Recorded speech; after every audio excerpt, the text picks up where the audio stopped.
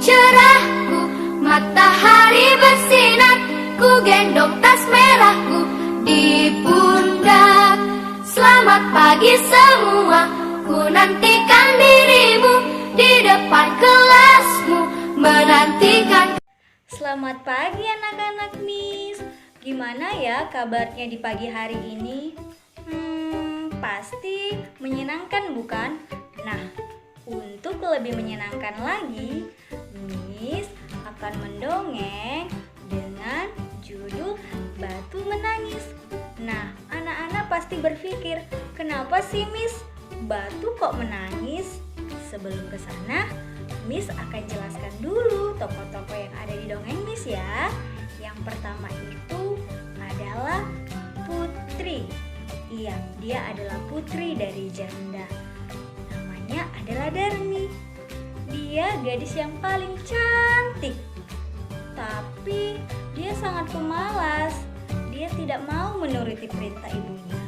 Dan yang kedua adalah ibunya, Ibu Darmi. Iya, Ibu Darmi itu sangat baik sekali. Hatinya penuh dengan kasih sayang. Nah, sebelum ibu mendongeng, anak-anak harus posisinya dalam keadaan baik ya. Kunci mulutnya, tangannya dilipat, dan dengarkan Miss-nya. Oke? Kita dengarkan Miss-nya. Batu Menangis. Pada zaman dahulu kala, tepatnya di Kalimantan, Indonesia, hiduplah seorang janda dan seorang putrinya yang sangat cantik jelita bernama Darmi. Mereka tinggal di sebuah gubuk yang terletak di sebuah hutan atau desa. Mereka mengalami kehidupan yang susah karena ayah Darmi yang telah meninggal tidak meninggalkan sedikit harta untuk mereka. Sehingga ibunya harus bekerja di sawah sebagai buruh upah untuk memenuhi kebutuhan mereka.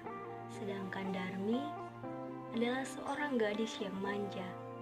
Segala permintaannya harus dituruti. Dan Darmi adalah seorang gadis yang paling malas. Kerjaannya hanya bersolek dan berdandan di rumah. Lalu menebarkan kecantikannya di seluruh kampung. Seketika Ibu Darmi berkata kepada Darmi, "Nak, ayo bantu ibu ke sawah ya." Lalu Darmi pun menolak. "Tidak ibu, aku tidak akan mau ke sana. Nanti kuku dan kulitku menjadi kotor dan hitam. Aku tidak mau ibu." Lalu ibunya berkata, "Apakah kamu tidak kasihan dengan ibu nak?" Lalu Darmi pun berkata, "Tidak, ibu saja yang pergi ke sawah. Aku tidak akan mau, sebab tidak ada lagi laki-laki yang ingin bersama ibu. Karena ibu sudah tua, ibu sudah keriput, dan ibu tidak cantik lagi." Mendengar hal tersebut, betapa sedihnya hati sang ibu mendengar perkataan anaknya tersebut. Kemudian di hari esoknya, Darmi meminta uang upah kepada ibunya. Darmi pun berkata, "Bu, mana uang upahnya?" Sang ibu pun menjawab, "Untuk apa uangnya nak?" Lalu Darmi pun menjawab perkataan ibunya, "Untuk membeli alat kecantikanku ibu." Ibu pun berkata, "Tapi ini untuk kebutuhan kita nak." Namun begitupun yang dikatakan ibunya tetap memberikannya karena betapa sayangnya sang ibu pada anak. Lalu kemudian harinya Darmi pun meminta kembali uang upah tersebut. Saat seketika Darmi meminta lagi uang upah. Dan Darmi berkata, "Bu, mana uang upahnya?" Lalu Ibu Darmi berkata, "Untuk apa nak?" Darmi menjawab, "Untuk membeli alat kecantikanku ibu." Lalu ibunya pun menjawab pertanyaan Darmi, "Tapi nak, ibu tidak tahu alat kecantikan apa yang ingin kamu belikan." Lalu ibu pun memberikan satu ide kepada Darmi. Bagaimana jika Darmi mengikuti ibu ke pasar? Darmi pun menolak. Tidak ibu, aku tidak akan mau ke pasar. Lalu ibu menjawab, bagaimana cara ibu nak membelikan alat kecantikan itu? Ibu tidak mengerti. Dan Darmi pun terus berpikir dan terus berpikir. Dan Darmi menjawab, baiklah ibu, aku akan ikut ibu ke pasar. Tapi dengan satu syarat, ibu harus berjalan di belakangku. Dan ibu pun berkata, kenapa nak? Darmi pun menjawab perkataan ibunya, karena aku malu ibu, punya ibu yang penampilannya sangat buruk, bajunya kotor, kulitnya hitam. Lalu mendengar hal tersebut, ibunya pun sangat sedih. Meskipun sedih, ibunya tetap mengikuti perintah anaknya. Lalu seketika mereka melakukan perjalanan di mana ibunya berada di belakang Darmi dan Darmi pun berjalan di depan. Mereka bak keluarga yang berbeda. Penampilan anak dan ibu sangat jauh berbeda. Kemudian di tengah perjalanan datanglah seorang teman Darmi dan berkata, hei Darmi, apakah dia ibumu yang berada di belakangmu itu? Lalu Darmi pun berkata, tidak, dia bukan ibuku, dia adalah pembantuku. Betapa sedihnya hati ibunya mendengar perkataan Darmi tersebut.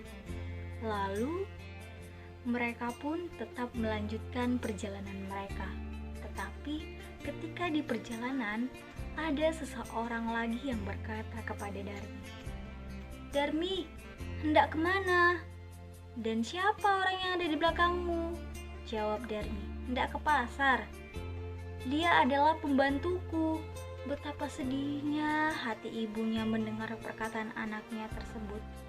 Namun ibunya tetap merasa tegar, menahan semua perkataan yang diucapkan oleh anaknya tersebut. Hal tersebut pun terjadi secara terus-menerus. Namun setelah di perjalanan, ibu Darmi berhenti dan Darmi pun berkata, Bu, kenapa berhenti? Namun ibu Darmi tidak menjawab. Ibu Darmi terus berhenti dan berdiam diri. Lalu ibu Darmi mengangkat tangannya ke atas dan Darmi pun berkata, Bu, sedang apa? Tapi ibu Darmi tidak menjawab. Darmi melihat ibunya komat kamit dan ibu Darmi pun berdoa, ya Tuhan, ampunilah hambamu ini, sebab hamba tidak tahan lagi terhadap sikap anak hamba tersebut. Hukumlah dia Tuhan. Lalu petir pun datang dan gemuruh serta hujan pun turun. Pelan-pelan Darmi pun menjadi batu dan Darmi pun panik. Maafkan Darmi Bu, maafkan Darmi. Darmi tidak akan mengulanginya lagi Bu. Namun apa dikata, nasi sudah menjadi bubur, segala sesuatunya tidak dapat dirubah kembali. Dan perlahan tubuh Darmi pun menjadi batu. Perubahan itu terjadi dari kaki, badan hingga ke kepalanya. Namun apa mau dikata, gadis durhaka itu hanya bisa menangis dan menyesali perbuatannya. Dan sebelum kepala Darmi berubah menjadi batu, ibunya melihat Darmi meneteskan air mata. Dan semua orang menyaksikan peristiwa tersebut. Dan tidak lama kemudian, cuaca pun kembali sedia kala. Darmi sudah menjadi batu, dan batu itu diletakkan di pinggir tebing, dan masyarakat setempat menamakan batu itu menjadi batu menangis. Nah, bagaimana tadi cerita Miss-nya? Pasti sedih ya. Namun bukan sedihnya kita petik nak, tapi isi moralnya. Apa ya isi moralnya Miss? Isi moralnya, hormatilah orang tua kita, terutama ibu kita, karena ibu kita yang telah melahirkan kita dan merawat kita dari kecil hingga besar. Dan seburuk apapun orang tua kita, dia tetaplah orang tua kita.